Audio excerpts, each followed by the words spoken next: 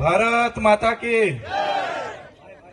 આજે વિસાવદરની આ પાવન ધરતી પર પ્રદેશ કાર્યકર્તાઓના આ સ્નેહ મિલન સમારંભમાં આપણા ગુજરાતના પ્રભારી એવા ગોપાલરાયજી, સહપ્રભારી એવા દુર્ગેશભાઈ પાઠકજી અને સહપ્રભારી એવા ગુલાબસિંહ યાદવજી અને આપણા સૌના લાડીલા પ્રદેશ પ્રમુખ એવા ઈસુદાનજી સાથે જેમણે આ વિસાવદરમાં જેમનું નામ ચૂંટણી જાહેર થાય એના પહેલા જાહેર થયું છે એવા આપણા સૌના માર્ગદર્શક, આપણા સૌના લોક લાડીલા અને આપણા સૌના હુકમના એકા એવા ગોપાલભાઈ અને તમામ મંચસ્થ આગેવાનો સાથે ગુજરાતના દરેક જિલ્લા તાલુકામાંથી પધારેલા તમામ સાથી કાર્યકરો સૌનો હું હૃદયપૂર્વક આવકારું છું. સૌને મારા નમન કરું છું. સાથીઓ, આજે આ વિસાવદરમાં આપણે ભેગા થયા છે ત્યારે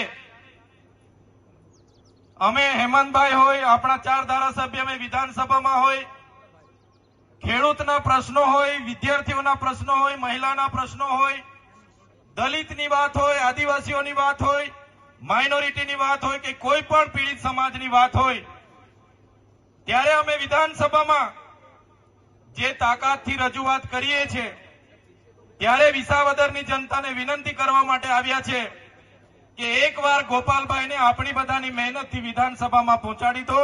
અમે ભાજપના તાનાશાહી સામે પહોંચી વળવા માટે તૈયાર છે. એમના ભય ભ્રમ ભ્રષ્ટાચારની જે રાજનીતિ છે, આજે આખા ગુજરાતમાં પોલીસનો ઉપયોગ કરીને જે દબાવવાની વાત ચાલે છે, જે એમને ખેડૂતોને રીસર્વેના નામે જમીનો પચા પાડવાની વાત ચાલે છે, મગફળી કૌભાંડની વાત હોય, ડાંગર કૌભાંડની વાત હોય, નકલી કચેરીની વાત હોય, નકલી અદાલતોની વાત હોય, નકલી આઈએસ આઈપીએસ ની વાત હોય, તમામ મોરચે આજે અમે માત્ર 4 ધારાસભ્ય છે પણ વિધાનસભામાં આખા સરકાર સામે અમે ઝૂક્યા વગર લડીએ છીએ. ત્યારે આપણા ગોપાલભાઈને એકવાર આપણે વિધાનસભામાં પહોંચાડી દઈશું. એ દિવસે આ ભાજપના સરકારને પણ આપણે છઠ્ઠીનું દૂધ યાદ દેવડાવી દઈશું. આ મંચ પરથી રાજુભાઈએ કીધું કે પોલીસ આપણા કાર્યકર પર દમન કરે છે, ખોટી એફઆઈઆરો કરે છે, દબાવવાની વાત કરે છે.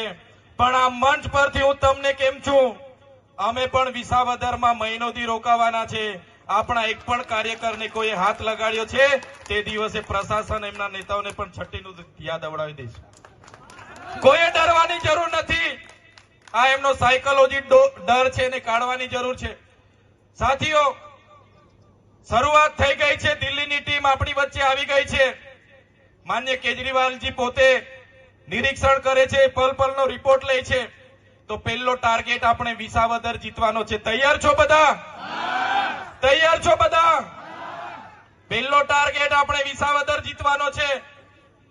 બીજો ધ્યેય આવનારી તાલુકા જિલ્લા પંચાયતો જીતવાની છે. અને ત્રીજો ટાર્ગેટ આપણામાંથી તમામ યુવા લીડરો, તમામ લીડરો આવનારી 182 વિધાનસભા આપણે લડવાની છે અને ગુજરાતની આપણે સરકાર બનાવવાની છે.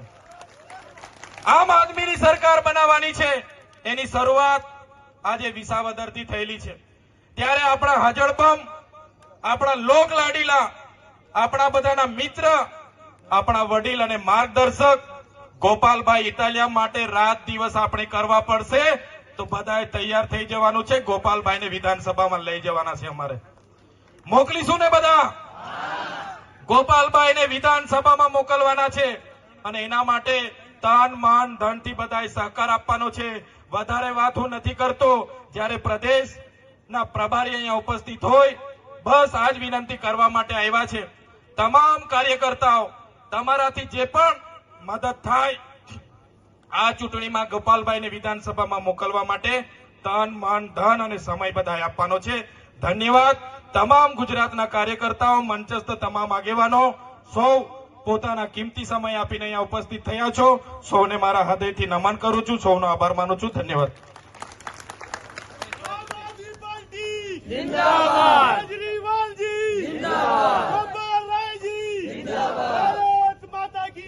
ખૂબ ધન્યવાદ.